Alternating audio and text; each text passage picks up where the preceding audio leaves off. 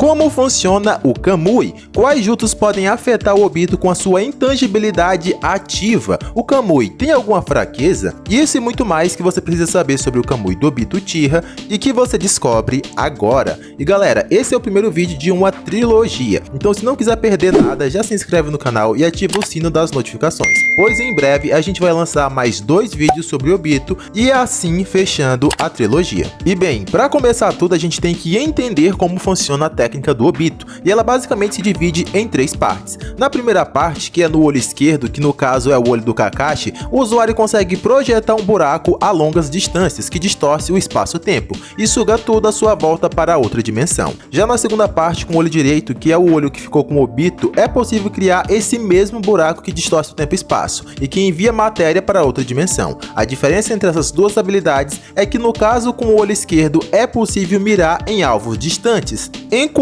com o olho direito só é possível absorver coisas com vórtices que estão próximas ao usuário, como a si próprio ou inimigos que estejam bem perto. E bem, tudo que é absorvido por ambos os olhos vai para uma dimensão que os fãs apelidaram de Kamui Zone e que, segundo o Databook, tem um tamanho relativo ao chakra do Obito. Porém, a terceira habilidade e a mais roubada do Kamui é a sua intangibilidade, o que permite o Obito atravessar por objetos sólidos ou energias densas como a Bijudama e até a mão de chakra do Naruto que tem resistência. Porém, tem um detalhe importante aí, pois na verdade o Obito não passa pelos objetos sólidos. Na verdade, o que acontece é que sempre que algo vai na direção do Obito e ele ativa a técnica, o Kamui reconhece o objeto estranho que se aproxima dele e envia para outra dimensão, e assim causando a falsa impressão de intangibilidade para o observador que está na mesma dimensão que o Obito. Porém, caso o Obito use essa intangibilidade e o observador já esteja na Kamui Zone, fica claro que as partes que teoricamente atravessam os objetos, na verdade são enviadas para a outra dimensão. Então sempre que uma parte do Obito aparenta atravessar algo, na verdade essa parte só foi momentaneamente para outra dimensão. Também não podemos esquecer de falar que o Obito não controla qual parte dele vai ficar intangível. Por exemplo, ele não pode escolher só deixar a mão intangível e o resto do corpo não. O que o Obito faz é ativar a técnica e a própria técnica reconhece o que é algo físico e aí manda para outra dimensão. E também tudo que esteja com o Obito segue essa mesma lógica. Por exemplo, nessa cena contra o Haikage, o Obito não escolheu deixar apenas o seu torso intangível e também não escolheu deixar o Sasuke intangível. O que o Obito fez foi simplesmente ativar a técnica e a própria técnica inconscientemente reconheceu as partes que o Haikage tocou como ameaça e enviou momentaneamente para outra dimensão. E não, galera, eu não estou falando isso da minha cabeça. A explicação se encontra no Databook e diz o seguinte, abre aspas,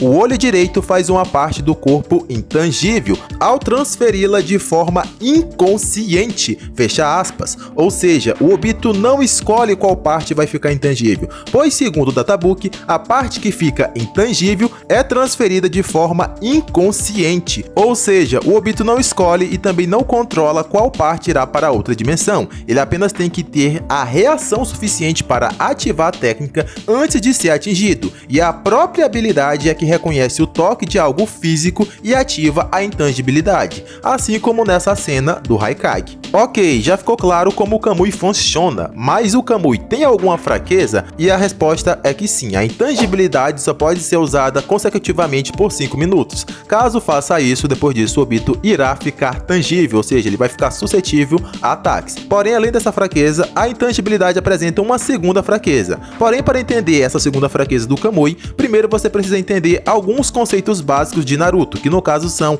a mudança de forma e a mudança de natureza. E bem, se você assistiu o anime e não for como Naruto, você já sabe. Mas para a galerinha que assim como Naruto ainda não sabia, vamos explicar da forma mais clara possível. A mudança de natureza nada mais é que pegar o chakra puro e transformar em um elemento. Essa é a forma mais simples de entender. Exemplo disso é o Chidori do Kakashi, que transforma o chakra em raio, ou o Jutsu da Temari, que transforma o chakra em vento. Também temos o Jutsu do Sasuke, que transforma o chakra dele em fogo, e isso é a mudança de natureza. E beleza, agora que você já entendeu o que é mudança de natureza, vamos ao principal, que é a mudança de forma. E bem, basicamente a mudança de forma é dar formatos aos jutsus, dar alcance e força a eles, e até resistência e um escopo. E vamos aos exemplos para ficar mais claro. Colocando a natureza de vento no Rasengan e usando a mudança de forma, o Naruto consegue criar uma Shuriken de vento. O Sasuke com o Chidori já consegue alterar a forma do ataque e permitir que ele fique mais perfurante, e até literalmente criar uma espada de raios. Também podemos citar a bola de fogo, que também literalmente vira uma bola de fogo, e isso é a mudança de forma. Porém, ao fazer isso, você torna algo que era inicialmente incorpóreo como algo tangível, como por exemplo o Rasen Shuriken.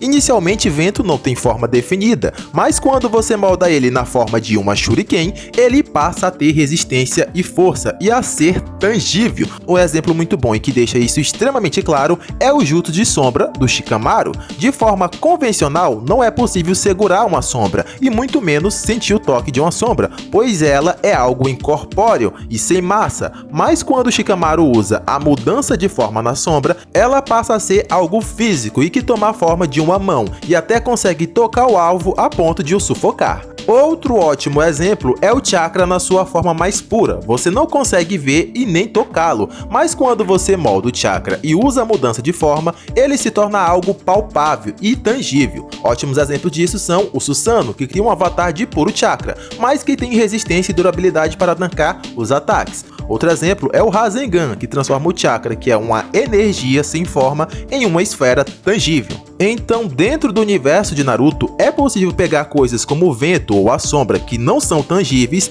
e, usando a mudança de forma, transformar elas em algo tangível e corpóreo, algo que passa a ser palpável. Ou seja, o Kamui pode proteger o usuário de basicamente qualquer ataque tangível ou que use mudança de forma. Basicamente, todo jutsu que é tangível, como um chute do Gai, o Kamui pode defender, pois o chute é algo físico e o Kamui reconhece e envia para outra dimensão. Ataques como o Rasengan base, que molda o chakra em forma de esfera e torna tangível, também pode ser defendido pelo Kamui. Jutsu de raio como o Chidori, que originalmente era energia, mas que se torna um escopo como uma espada, pode ser defendido pelo Kamui, pois também se torna algo tangível com a mudança de forma. Jutsu de Mokuton, a mesma coisa, pois também é algo tangível, ou seja, tudo que é tangível, seja taijutsu ou ninjutsu, a intangibilidade do Kamui consegue reconhecer como ameaça e enviar momentaneamente para outra dimensão. Porém, a fraqueza do Kamui se encontra aqui. Jutsus que não são tangíveis podem sim afetar o Obito,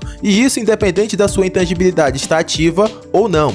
E antes de citar os exemplos do próprio mangá, vamos mostrar como o Kamui pode ou não ser afetado usando apenas a pura lógica. E bem, o Kamui não reconhece a gravidade do planeta como algo tangível, até porque de fato a gravidade não é. Caso contrário, sempre que o Obito usasse a intangibilidade, ele cairia para o solo, mesmo quando não fosse de sua vontade. E isso aconteceria se a intangibilidade reconhecesse a força gravitacional atuando sobre o Obito como algo tangível. Dessa forma, como a gravidade afeta todo o corpo do Obito, ele teria que ser puxado para o solo sempre que ativasse a intangibilidade. Porém, o Kamui não reconhece a gravidade do planeta como ameaça, pois a gravidade não é tangível, não é algo corpóreo. A gravidade não tem massa, ela é apenas uma força, e por isso o Kamui não defenderia o Obito de técnicas gravitacionais como o Baishon tem, por exemplo. Se o Pen tentasse atrair o Obito, ele seria puxado, mesmo estando com o Kamui ativo, pois a gravidade atuaria sobre o corpo do próprio Obito, ou seja, não teria nada físico que o Kamui reconheça para enviar para outra dimensão, e assim gerar o efeito da intangibilidade.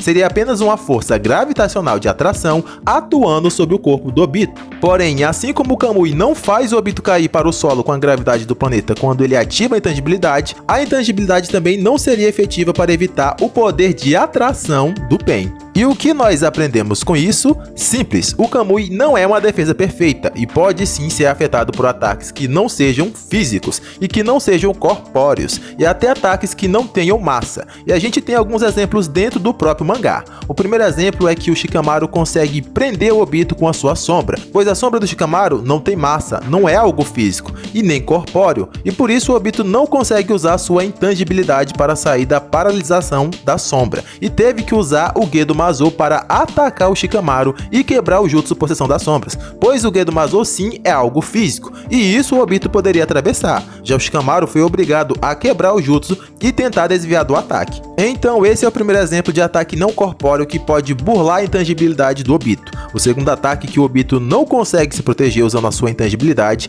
é o controle mental da Ino. Isso porque esse é mais um ataque que não é algo corpóreo e ataca diretamente a mente do usuário. Então a intangibilidade não tem como reconhecer esse ataque, pois ele não é físico, não é algo corpóreo. O Obito até quebrou o jutsu da Ino, mas isso se deve à sua incrível força mental e energia Yin. Porém, só com a intangibilidade o Obito não tem como se defender. E o terceiro ataque que passou batido por muitos e que também é a fraqueza do Obito são as explosões. Quando o Obito e Madara estão controlando o Jubi, o próprio Obito fala que o único motivo para o Madara não usar uma Bijudama do Jubi e explodir toda a aliança Shinobi de uma forma kamikaze é porque ele, Obito, seria afetado e também morreria. O Madara era um Edo Tensei, então ele voltaria intacto, mas o Obito não tinha como tancar a explosão, nem mesmo com a sua intangibilidade, e o mangá deixa isso muito claro, pois é o próprio Obito que afirma que morreria com a explosão. E por que o Obito seria afetado pela explosão?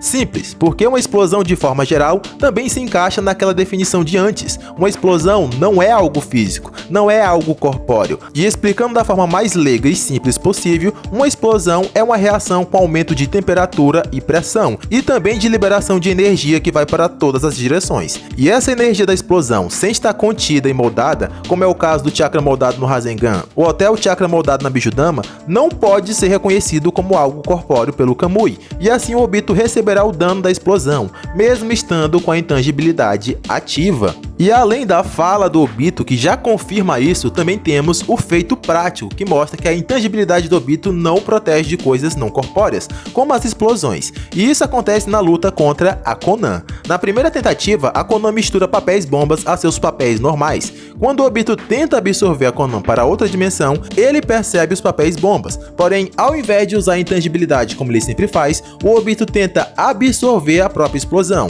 Ele só consegue absorver parte da explosão, e isso custou um braço. Porém, se ele não tivesse absorvido, ele teria morrido, pois a intangibilidade não funciona contra algo não corpóreo, como uma explosão, como já havia sido mencionado no exemplo do Madara. Não faz nenhum sentido o Obito arriscar a própria vida com algo incerto, que seria tentar absorver a explosão, se ele pudesse só ficar intangível como ele sempre fez, e deixar a Konan levar o dano sozinha. Porém, como ele não podia atravessar a explosão, ele teve que tentar absorver. Porém, ainda tem mais. O Obito também foi afetado pelo Amaterasu e sentiu bastante dor. E segundo o próprio Obito, ele teria morrido se o Itachi soubesse tudo sobre ele. E bem, por que o Obito foi afetado pelo Amaterasu? E a essa altura você já deve saber a resposta. As chamas do Amaterasu já aparecem em cima do alvo, e elas são apenas chamas em forma convencional, que não tem a mudança de forma, porém muito mais quente que o normal. O fogo não é sólido, o fogo não é líquido e muito menos gasoso, pois o fogo não é matéria. O fogo, na verdade, é uma reação química que libera luz e calor, ou seja, o fogo é só energia. Ou seja, o fogo também é algo que não é corpóreo. E como o fogo do Amaterasu não é algo sólido, não é algo corpóreo, o Kamui também não o reconhece para o atravessar, assim como no caso da explosão e da sombra do Shikamaru. E galera, o Amaterasu ser a fraqueza do Kamui sempre esteve na cara de vocês. O Amaterasu sempre foi dito como as chamas negras que queimam até o próprio fogo, ou seja, o Amaterasu desde sempre foi dito como capaz de queimar coisas que não são sólidas e nem corpóreas, como o próprio fogo. Então, de forma resumida, o Kamui só consegue usar a intangibilidade contra coisas sólidas ou coisas corpóreas, e no caso de energias como o Rasengan, também pode ser atravessado devido à mudança de forma. Por exemplo, o Amaterasu base que não tem forma, o Kamui não pode defender, mas se fosse um Jutsu Bola de Fogo que tem a mudança de forma, ou até mesmo o Kagutsushi do Sasuke, que também dá forma a Amaterasu, o Kamui também defenderia, pois ganharia uma certa resistência devido à mudança de forma, e assim a intangibilidade reconheceria a Geek. Mas então, como o Obito se salvou do Amaterasu se o Kamui não pode passar pelas chamas? E bem, isso já é assunto para o próximo vídeo, e se quiser entender tudo, acompanhe os 3 vídeos para entender tudo completamente. E bem, eu vou ficando por aqui e até um próximo vídeo. Fui!